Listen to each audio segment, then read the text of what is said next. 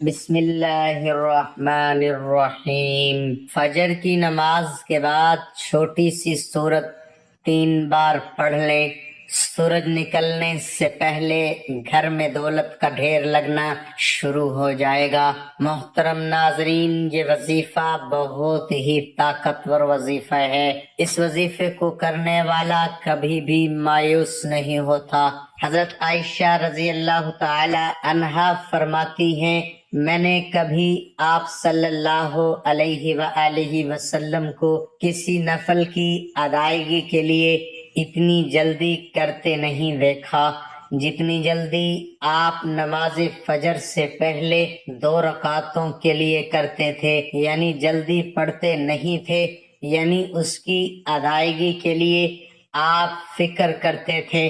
حضرت عائشہ صدیقہ رضی اللہ تعالی عنہ سے روایت ہے کہ نبی صلی اللہ علیہ وسلم نے طلوع فجر کے وقت 2 رکعت نماز یعنی فرض کی بات ہے، یہاں آپ نے 2 رکعت نماز پڑھنے کی شان کے بارے میں فرمایا کہ ان کو پڑھنا میرے نزدیک ساری دنیا سے زیادہ محبوب ہے۔ آپ صلی اللہ علیہ وآلہ وسلم نے فرمایا، جو آدمی عشاء اور فجر کی نمازوں میں آ سکتا ہے تو اس پر لازم ہے کہ وہ آئے، اگرچہ اسے گھسیٹ کے کیوں نہ آنا پڑے، یعنی گھٹنوں کے بل یا پیٹھ کے بل گھسیٹ کے ہی آنا پڑے تو بھی آئیں، لیکن آئے ضرور، کیونکہ اس لیے کہ جو شخص فجر کی نماز پڑھتا ہے وہ اللہ کی حفاظت میں آ جاتا ہے۔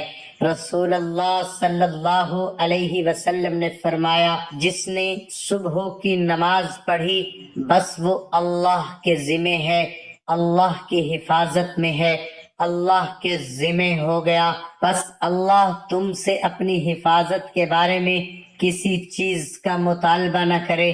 کیا مطلب ہے اس کا؟ یعنی جو اللہ کے ذمہ ہے اس پر کوئی ظلم نہ کرے، اور ظلم کر کے اللہ کے سامنے جو جواب دہ نہ ہو، اس لیے کہ جس سے اللہ پوچھے گا، مطالبہ کرے گا، یقیناً اسے اپنی گرفت میں لے لے گا اور لے کر منہ کے بل جہنم میں پھینک دے گا۔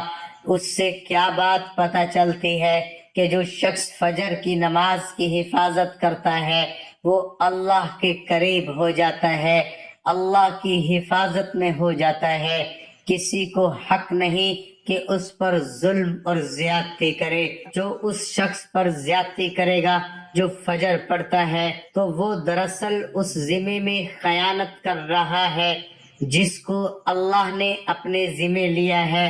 پھر قیامت کے دن اللہ تعالیٰ ایسے شخص کو پکڑے گا، یعنی فجر پڑھنے والے کی عزت اور احترام لازم ہے، کیونکہ صرف مومن ہی اس کی پابندی کرتا ہے۔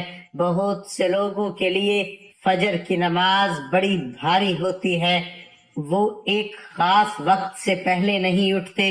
کچھ لوگوں کی اکثر قضا ہو جاتی ہے، وہ چونکہ دیر سے سوتے ہیں تو صبح اٹھ نہیں پاتے، تو ان کی حفاظت اللہ کے ذمہ نہیں ہے، تو اس لیے بہت ہی فکر کرنی چاہیے کہ فجر کی نماز قضا نہ ہو، کیونکہ اکثر اوقات تو اذان بھی سنائی دے دیتی ہے اور وقت بھی پتہ چل رہا ہوتا ہے، اور دوسروں کو بھی ہم دیکھتے ہیں پڑھ رہے ہیں، لیکن فجر کی چونکہ ایک ذمہ داری ہوتی ہے وقت پر اٹھنے کی اور پھر مسجد میں جانے کی، تو اس لحاظ سے اس کی حفاظت بہت ضروری ہے۔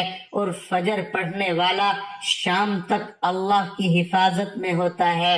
اس میں ایک واقعہ بھی آتا ہے، احادیث کی کتابوں میں کہتے ہیں کہ سالم بن عبداللہ بن عمر ابن عمر کے کیا لگے بیٹے اور حضرت عمر کے پوتے، یہ حجاج کے پاس بیٹھے ہوئے تھے۔ حجاج کے بارے میں سب جانتے ہیں کہ بہت ظلم کرتا تھا، تو حجاج نے ان سے کہا، اٹھو اور فلاں آدمی کی گردن مار دو، تو سالم نے تلوار اٹھا لی کیونکہ اس کا حکم تھا مارنے کا، اور اس آدمی کو پکڑا اور محل کے دروازے کی طرف چل پڑا تو ان کے والد ابن عمر نے ان کو دیکھ لیا۔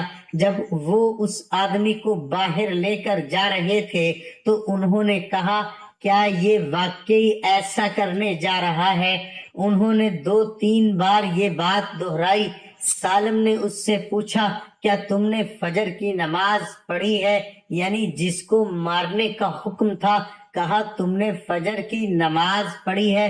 اس نے کہا ہاں۔ سالم نے کہا پھر تم جس راستے سے جانا چاہتے ہو چلے جاؤ، اور وہ واپس آئے اور تلوار پھینک دی۔ حجاج نے ان سے پوچھا کیا تم نے اس کی گردن اڑا دی؟ انہوں نے جواب دیا نہیں۔ حجاج نے پوچھا کیوں؟ سالم نے جواب دیا میں نے اپنے والد کو یہ کہتے ہوئے سنا ہے کہ رسول اللہ صلی اللہ علیہ وسلم نے فرمایا جس نے فجر کی نماز ادا کی وہ اللہ کی حفاظت میں ہے یہاں تک کہ شام ہو جائے۔ تو ان کے والد نے ان سے کہا کہ سمجھدار رہو، میں نے تمہارا نام اسی لیے سالم رکھا کہ تم سلامت رہو، یعنی اللہ کے ذمے کے اندر خیانت نہ کرو۔ بہرحال اس سے یہ پتہ چلتا ہے کہ انسان سے بڑے بڑے حادثے، بڑی بڑی مصیبتیں ٹل جاتی ہیں جب وہ فجر کی نماز کی حفاظت کرتا ہے۔ اب تو الحمدللہ ہر شخص کے موبائل پر الارم ہوتا ہے اور موبائل ہر شخص کے سرہانے ہوتا ہے، تو کوئی بھی یہ نہیں کہہ سکتا کہ میں صبح نہیں اٹھ پایا۔ ایک نہیں 2-3 الارم لگا لیں، 5-5 منٹ کے وقفے پہ رکھ لیں اس کو، کیونکہ جو شخص یہ 2 نمازیں پڑھے گا بخاری میں آتا ہے وہ جنت میں داخل ہوگا۔